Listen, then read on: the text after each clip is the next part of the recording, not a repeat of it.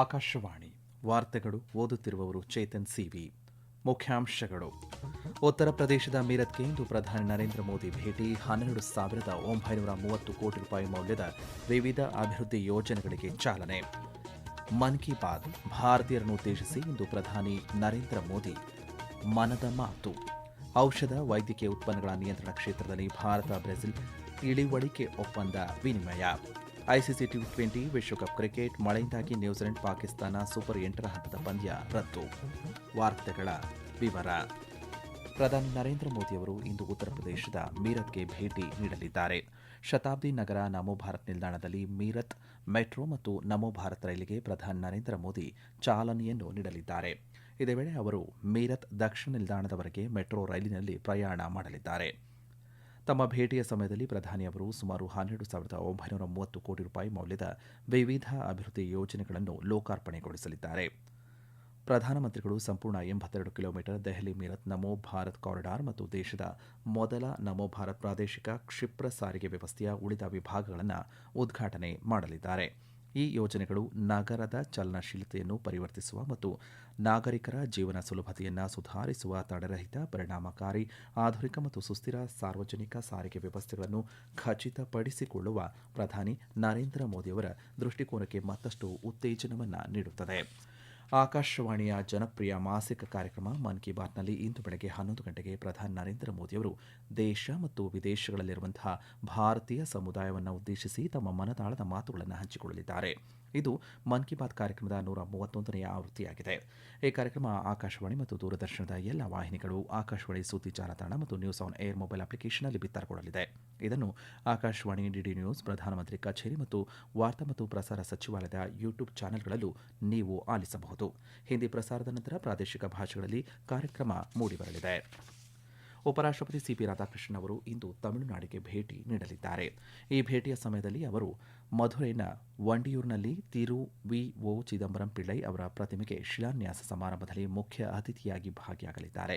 ನಂತರ ಅವರು ಶಿವಗಂಗೆಯ ತಿರುಕೋಷ್ಟಿಯೂರ್, ಸೌಮ್ಯನಾರಾಯಣ ಪೆರುಮಾಳ್ ದೇಗುಲ ಮತ್ತು ರಾಣಿ ವೇಲುನಾಚಿಯಾರ್ ಅರಮನೆಗೆ ಭೇಟಿಯನ್ನು ನೀಡಲಿದ್ದಾರೆ.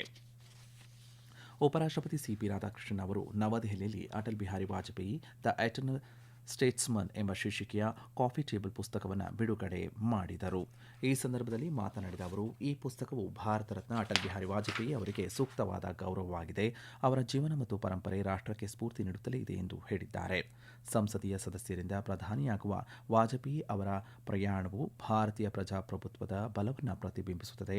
ವಾಜಪೇಯಿ ಅವರ ಅವಧಿಯಲ್ಲಿ ಪೋಖ್ರಾನ್ ಪರಮಾಣು ಪರೀಕ್ಷೆಗಳು ಮತ್ತು ದೆಹಲಿ ಮೆಟ್ರೋದಂತಹ ದೂರದೃಷ್ಟಿಯ ಮೂಲಸೌಕರ್ಯ ಉಪಕ್ರಮಗಳನ್ನು ಉಪರಾಷ್ಟಪತಿ ಸಿಪಿ ರಾಧಾಕೃಷ್ಣನ್ ಸ್ಮರಿಸಿದರು. ಔಷಧ ಮತ್ತು ವೈದ್ಯಕೀಯ ಉತ್ಪನ್ನಗಳ ನಿಯಂತ್ರಣ ಕ್ಷೇತ್ರದಲ್ಲಿ ದ್ವಿಪಕ್ಷೀಯ ಸಹಕಾರವನ್ನು ಬಲಪಡಿಸಲು ಭಾರತ ಮತ್ತು ಬ್ರೆಜಿಲ್ ತಿಳುವಳಿಕೆ ಒಪ್ಪಂದ ವಿನಿಮಯ ಮಾಡಿಕೊಂಡಿವೆ. ನಿಯಂತ್ರಕ ಅಭ್ಯಾಸಗಳಲ್ಲಿ ಒಮ್ಮುಖವನ್ನು ಉತ್ತೇಜಿಸಲು, ನಿಯಂತ್ರಕ ವ್ಯವಸ್ಥೆಗಳ ಪರಸ್ಪರ ತಿಳುವಳಿಕೆಯನ್ನು ಹೆಚ್ಚಿಸಲು ಮತ್ತು ವೈದ್ಯಕೀಯ ಉತ್ಪನ್ನಗಳ ಪರಿಣಾಮಕಾರಿ ಮತ್ತು ಸಂಘಟಿತ ಮೇಲ್ವಿಚಾರಣೆಯನ್ನು ಸುಗಮಗೊಳಿಸಲು ಭಾರತದ ಕೇಂದ್ರ ಔಷಧ ಗುಣಮಟ್ಟ ನಿಯಂತ್ರಣ ಸಂಸ್ಥೆ ಮತ್ತು ಬ್ರೆಜಿಲ್ ಆರೋಗ್ಯ ನಿಯಂತ್ರಣ ಸಂಸ್ಥೆ ನಡುವೆ ಈ ಒಪ್ಪಂದವನ್ನು ವಿನಿಮಯ ಮಾಡಿಕೊಳ್ಳಲಾಗಿದೆ ಎಂದು ಕೇಂದ್ರ ಆರೋಗ್ಯ ಮತ್ತು ಕುಟುಂಬ ಕಲ್ಯಾಣ ಸಚಿವಾಲಯ ತಿಳಿಸಿದೆ. ಬ್ರೆಜಿಲ್ನಲ್ಲಿರುವಂತಹ ಭಾರತೀಯ ರಾಯಭಾರಿ ದಿನೇಶ್ ಭಾಟಿಯಾ ಮತ್ತು ಎಎನ್ವಿಐಎಸ್ಎ ನಿರ್ದೇಶಕ ಅಧ್ಯಕ್ಷರಾದಂತಹ ಲಿಯಾಂಡ್ರೋ ಸಫಾಟ್ಲೆ ಅವರು ನವದೆಹಲಿಯಲ್ಲಿ ಪ್ರಧಾನಿ ನರೇಂದ್ರ ಮೋದಿ ಮತ್ತು ಬ್ರೆಜಿಲ್ ಅಧ್ಯಕ್ಷ ಲೂಯಿಸ್ ಇನಾಸಿಯೋ ಲುಲಾ ಡಾ ಸಿಲ್ವಾ ಅವರ ಸಮ್ಮುಖದಲ್ಲಿ ಒಪ್ಪಂದವನ್ನು ವಿನಿಮಯ ಮಾಡಿಕೊಂಡರು. ಒಪ್ಪಂದದ ವಿನಿಮಯವು ತಮ್ಮ ಜನಸಂಖ್ಯೆಗೆ ಸುರಕ್ಷಿತ, ಪರಿಣಾಮಕಾರಿ ಮತ್ತು ಗುಣಮಟ್ಟದ ಖಚಿತ ಔಷಧಗಳು ಮತ್ತು ವೈದ್ಯಕೀಯ ಉತ್ಪನ್ನಗಳ ಲಭ್ಯತೆಯನ್ನು ಖಚಿತಪಡಿಸಿಕೊಳ್ಳಲು ಭಾರತ ಮತ್ತು ಬ್ರೆಜಿಲ್ನ ಹಂಚಿಕೆಯ ಬದ್ಧತೆಯನ್ನು ಪ್ರತಿಬಿಂಬಿಸುತ್ತದೆ ಎಂದು ಸಚಿವಾಲಯ ತಿಳಿಸಿದೆ. ಬ್ರೆಜಿಲ್ ಅಧ್ಯಕ್ಷ ಲೂಯಿಸ್ ಇನಾಸಿಯೋ ಲುಲಾ ಡಾ ಸಿಲ್ವಾ ಅವರ ಭೇಟಿ ಭಾರತ ಮತ್ತು ಬ್ರೆಜಿಲ್ ನಡುವಿನ ಸಂಬಂಧದಲ್ಲಿ ಒಂದು ನಿರ್ಣಾಯಕ ಕ್ಷಣವಾಗಿದೆ ಎಂದು ಕೇಂದ್ರ ವಾಣಿಜ್ಯ ಮತ್ತು ಕೈಗಾರಿಕಾ ಸಚಿವ ಪಿಯೂಷ್ ಗೋಯಲ್ ಹೇಳಿದ್ದಾರೆ. ನವದೆಹಲಿಯಲ್ಲಿ ನಡೆದಂತಹ ಭಾರತ ಬ್ರೆಜಿಲ್ ವ್ಯಾಪಾರ ವೇದಿಕೆಯ ಸಮಗ್ರ ಅಧಿವೇಶನವನ್ನು ಉದ್ದೇಶಿಸಿ ಮಾತನಾಡಿದ ಸಚಿವರು, ಉಭಯ ದೇಶಗಳ ಸಂಬಂಧವು ಪ್ರಜಾಪ್ರಭುತ್ವ, ವೈವಿಧ್ಯತೆ ಮತ್ತು ಅಭಿವೃದ್ಧಿಗಾಗಿ ಹಂಚಿಕೆಯ ಆಕಾಂಕ್ಷೆಗಳ ಅಡಿಪಾಯದ ಮೇಲೆ ನಿರ್ಮಿಸಲಾಗಿದೆ ಎಂದು ಹೇಳಿದ್ದಾರೆ. ಉಭಯ ದೇಶಗಳ ನಡುವೆ ರಕ್ಷಣೆ, ಇಂಧನ, ಕೃಷಿ ಮತ್ತು ಕೃಷಿ ರಾಸಾಯನಿಕಗಳಂತಹ ಹಲವಾರು ಕ್ಷೇತ್ರಗಳಲ್ಲಿ ದ್ವಿಪಕ್ಷೀಯ ಸಂಬಂಧವು ಆಳವಾಗಿ ಮುಂದುವರೆದಿದೆ. ಆರೋಗ್ಯ, ಔಷಧ, ಖನಿಜಗಳು, ವಾಯುಯಾನ ಮತ್ತು ಇತರ ಕ್ಷೇತ್ರಗಳಲ್ಲಿ ಭಾರತವು ಬ್ರೆಜಿಲ್ನೊಂದಿಗೆ ಸಹಕಾರವನ್ನು ವಿಸ್ತರಿಸುತ್ತಿದೆ ಎಂದು ತಿಳಿಸಿದ್ದಾರೆ. ವಿಜ್ಞಾನ ಮತ್ತು ತಂತ್ರಜ್ಞಾನ, ಡಿಜಿಟಲ್ ಸಾರ್ವಜನಿಕ ಮೂಲಸೌಕರ್ಯ, ಎಐ ಮತ್ತು ಬಾಹ್ಯಾಕಾಶ ತಂತ್ರಜ್ಞಾನದಂತಹ ಕ್ಷೇತ್ರಗಳಲ್ಲಿ ಸಹಯೋಗದಲ್ಲಿ ಗಮನಾರ್ಹ ಬೆಳವಣಿಗೆ ಕಂಡುಬಂದಿದೆ ಎಂದು ಸಚಿವ ಪಿಯೂಷ್ ಗೋಯಲ್ ಹೇಳಿದ್ದಾರೆ. ಈ ವಾರ್ತೆಯನ್ನು ಆಕಾಶವಾಣಿಯಿಂದ ಕೇಳುತ್ತಿದ್ದೀರಿ.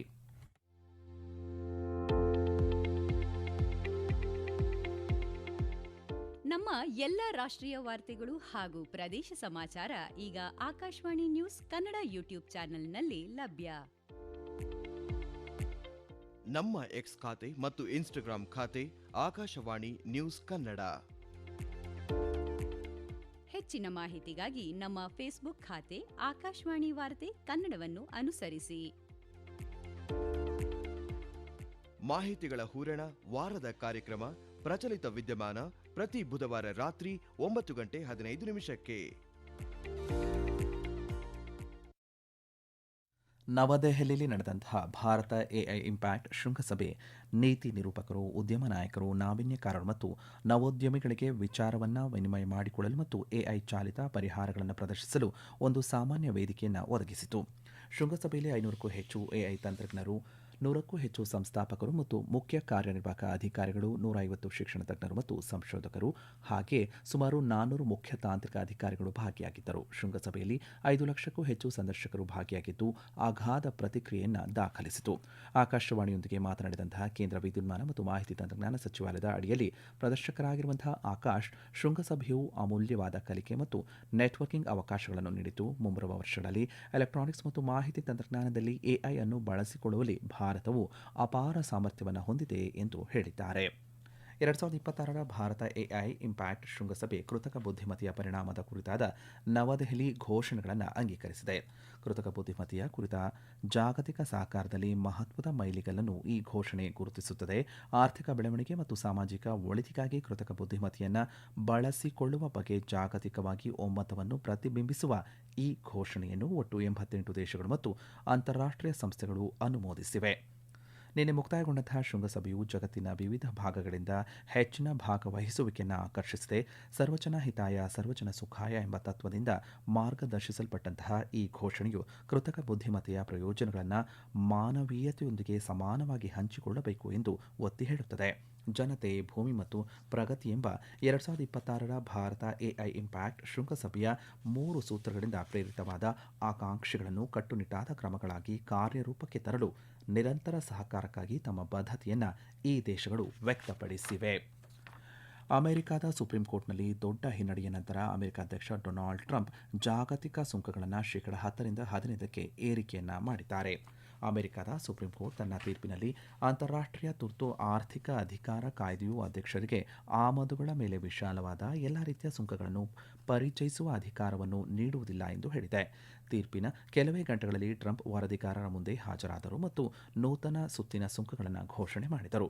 ಅಸ್ತಿತ್ವದಲ್ಲಿರುವಂತಹ ಸುಂಕಗಳ ಜೊತೆಗೆ ಹೊಸದಾಗಿ ಶೇಕಡ 10ರಷ್ಟು ಜಾಗತಿಕ ಸುಂಕವನ್ನು ಟ್ರಂಪ್ ಘೋಷಣೆ ಮಾಡಿದ್ದಾರೆ. ಪ್ರಮುಖ ರಾಷ್ಟ್ರೀಯ ಭದ್ರತೆ ಮತ್ತು ವ್ಯಾಪಾರ ಸಂಬಂಧಿತ ಸುಂಕಗಳು ಯಾವುದೇ ಅಡೆತಡೆ ಇಲ್ಲದೆ ಮುಂದುವರಿಯುತ್ತದೆ ಎಂದು ಅವರು ತಿಳಿಸಿದ್ದಾರೆ. ಕೊಲಂಬೋದ ಆರ್ ಪ್ರೇಮದಾಸ್ ಕ್ರೀಡಾಂಗಣದಲ್ಲಿ ನಿನ್ನೆ ನಡೆಯಬೇಕಿದ್ದಂತಹ ಐಸಿಸಿ ಪುರುಷರ ಟಿ20 ವಿಶ್ವಕಪ್ ಕ್ರಿಕೆಟ್ ಪಂದ್ಯಾವಳಿಯ ಸೂಪರ್ 8ರ ಹಂತದ ನ್ಯೂಜಿಲೆಂಡ್ ಹಾಗೂ ಪಾಕಿಸ್ತಾನ ತಂಡಗಳ ನಡುವಿನ ಪಂದ್ಯವು ಮಳೆಯ ಕಾರಣ ರದ್ದುಗೊಂಡಿತು. ಈ ಹಿನ್ನೆಲೆಯಲ್ಲಿ ಉಭಯ ತಂಡಗಳಿಗೆ ತಲಾ 1 ಅಂಕಗಳನ್ನು ನೀಡಲಾಗಿದೆ. ಆಸ್ಟ್ರೇಲಿಯಾದ ಅಡಿಲೇಡ್ನ ಓವಲ್ ಕ್ರಿಕೆಟ್ ಕ್ರೀಡಾಂಗಣದಲ್ಲಿ ನಡೆದ 3 ಪಂದ್ಯಗಳ ಮಹಿಳಾ ಟಿ20 ಸರಣಿಯ ಕೊನೆಯ ಪಂದ್ಯದಲ್ಲಿ ಭಾರತ ಆಸ್ಟ್ರೇಲಿಯಾ ತಂಡವನ್ನು 17 ರನ್ಗಳಿಂದ ಮಣಿಸಿದೆ. ಈ ಮೂಲಕ ಸರಣಿಯನ್ನು 2-1 ಅಂತರದಲ್ಲಿ ತನ್ನದಾಗಿಸಿಕೊಂಡಿದೆ. ಮೊದಲು ಬ್ಯಾಟಿಂಗ್ ಮಾಡಿದ ಭಾರತದ ಸ್ಮೃತಿ ಮಂದಾನ ಅವರ 82 ರನ್ಗಳ ಬಲದಿಂದ ನಿಗದಿತ 20 ಓವರ್ಗಳಲ್ಲಿ 6 ವಿಕೆಟ್ ನಷ್ಟಕ್ಕೆ 176 ರನ್ ಕಲೆ ಹಾಕಲಾಯಿತು. 177 ರನ್ಗಳ ಗುರಿ ಬೆನ್ನಹತ್ತಿದಂತಹ ಆಸ್ಟ್ರೇಲಿಯಾ ನಿಗದಿತ 20 ಓವರ್ಗಳಲ್ಲಿ 9 ವಿಕೆಟ್ ಅನ್ನು ಕಳೆದುಕೊಂಡು 159 ರನ್ ಗಳಿಸಲಷ್ಟೇ ಶಕ್ತವಾಯಿತು. ಕೊನೆಯಲ್ಲಿ ಮತ್ತೊಮ್ಮೆ ಮುಖ್ಯಾಂಶಗಳು. ಉತ್ತರ ಪ್ರದೇಶದ ಮೀರತ್ಗೆ ಇಂದು ಪ್ರಧಾನಿ ನರೇಂದ್ರ ಮೋದಿ ಭೇಟಿ. 12,930 ಕೋಟಿ ರೂಪಾಯಿ ಮೌಲ್ಯದ ವಿವಿಧ ಅಭಿವೃದ್ಧಿ ಯೋಜನೆಗಳಿಗೆ ಚಾಲನೆ. ಮನ್ ಕಿ ಬಾತ್ ಭಾರತೀಯರನ್ನು ಉದ್ದೇಶಿಸಿ ಇಂದು ಪ್ರಧಾನಿ ನರೇಂದ್ರ ಮೋದಿ ಮನದಾಳದ ಮಾತು. ಔಷಧ ವೈದ್ಯಕೀಯ ಉತ್ಪನ್ನಗಳ ನಿಯಂತ್ರಣ ಕ್ಷೇತ್ರದಲ್ಲಿ ಭಾರತ ಬ್ರೆಜಿಲ್ ತಿಳುವಳಿಕೆ ಒಪ್ಪಂದ ವಿನಿಮಯ. ಐಸಿಸಿ ಟಿ20 ವಿಶ್ವಕಪ್ ಕ್ರಿಕೆಟ್ ಮಳೆಯಿಂದಾಗಿ ನ್ಯೂಜಿಲೆಂಡ್ ಪಾಕಿಸ್ತಾನ ಸೂಪರ್ 8ರ ಹಂತದ ಪಂದ್ಯ ರದ್ದು. ಇಲ್ಲಿಗೆ ವಾರ್ತಾ ಪ್ರಸಾರ ಮುಕ್ತಾಯವಾಯಿತು. ನಮ್ಮ ಮುಂದಿನ ವಾರ್ತಾ ಪ್ರಸಾರ ಮಧ್ಯಾಹ್ನ 12 ಗಂಟೆಗೆ.